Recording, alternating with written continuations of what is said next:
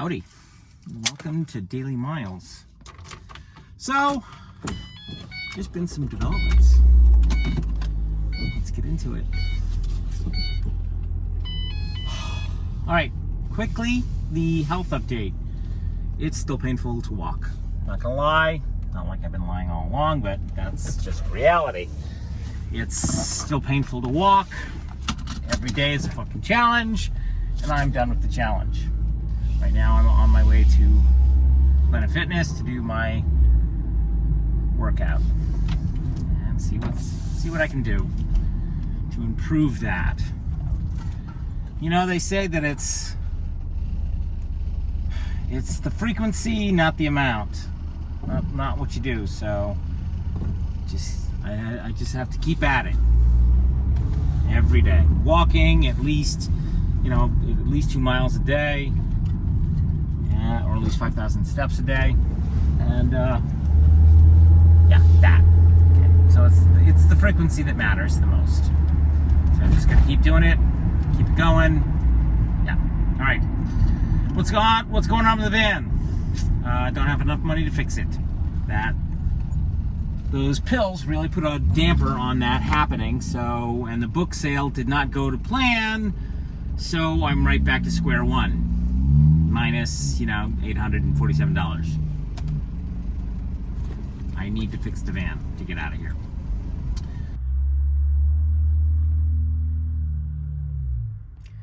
That, kiddies, is a drive recovery in progress. That hard drive died. And I was right in the middle of a plan, trying to execute the plan so that I can make some more money, and that drive died. So I don't have a laptop. I've sold my laptop. So you're going to say to me, Miles, where'd you get the laptop from? I have to thank Diane. Called Diane in a fit of, oh my fucking God. And Diane hooked me up. Said, do what you need to do, Miles. So thank you very much to Diane. So the laptop is only on loan. I have to take it back to the Apple store and get a full refund, and so that Diane can get a credit back on her credit card. So yeah. So without that I wouldn't be able to do what I'm about to do, which is, trying hopefully to make some more money. Why is it always robbing Peter to pay Paul? I don't get it.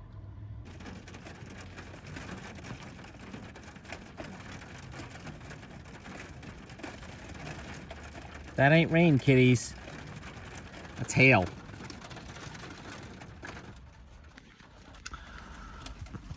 So, while I'm sitting here watching the hail fall, and I'm waiting for an upload to complete, I just discovered something that I can do that I was not able to do a while back. Now, mind you, this has not been on my list of things to do, but it is kind of cool. Ready?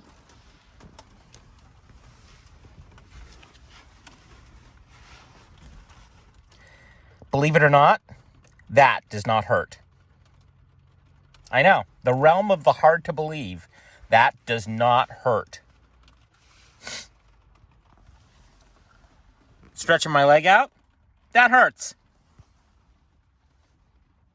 I'm certain that if I left it in that position, if I left it in the cross position like it was in, that I'd be in pain in 10 minutes or so. But that's something I have not been able to do.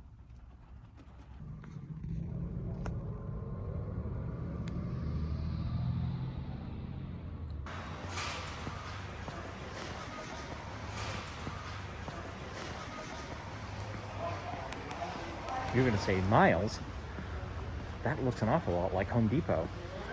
And I'm going to say to you, it most certainly is Home Depot. And then you're going to say, gosh, what are you doing in Home Depot? You don't have any money. True, I don't. However, they do offer something that I can get for free. And what's that? So apparently, it's a liability. It's not. There's a whole bunch of sawdust sitting right there. And he's the guy I just talked to being a dick. It's like, just hand me the fucking sawdust. Nobody fucking cares. It's a liability? How is it a fucking liability?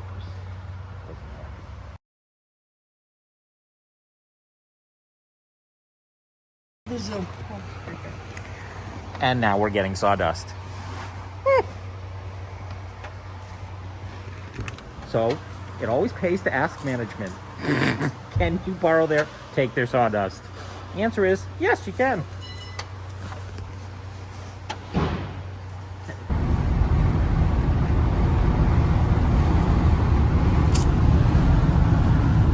Pilchard.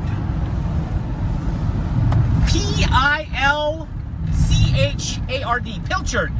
And you're going to say to me, Miles, the is Pilchard? And I'm going to say to you, Pilchard is a fish. Sounds like a fish, doesn't it? Pilchard? Pilchard? That's because it is. It is a kissing cousin to the sardine. It is a much bigger version of the sardine, but it is a sardine nonetheless. Here in the United States, we tend to think of the sardine as a pilchard. It's not. It's a radically different fish. They're in the same family, but they're radically different fish. So you're going to say to me, Miles, why are we talking about pilchard? Here's why. So when I was, I had just turned 16, and at that point in time, you needed a parental permission to go get a job, and I didn't have that just yet. There's a reason why I'm talking about this. So that year, my mother ran out of money. She was not working, did not want to work basically, and could not work. And the house that we were living in, the ancestral home, that meant I either had to find someplace to live in Falmouth because I was still in high school, or go to my grandmother's house, which I would end up doing anyways, you know, in a few years, and live with my mother and my grandmother. And that just was not an option for me. I just couldn't see my way clear to that. My friends are here and yada, yada, yada, yada, yada. Make a long story short, I ended up staying in Falmouth, and my brother ended up using my mother's car for us to, say it with me, for us to live in. So this is not my first rodeo. That summer, I had to get a job. But before I could get a job, needed parental permission.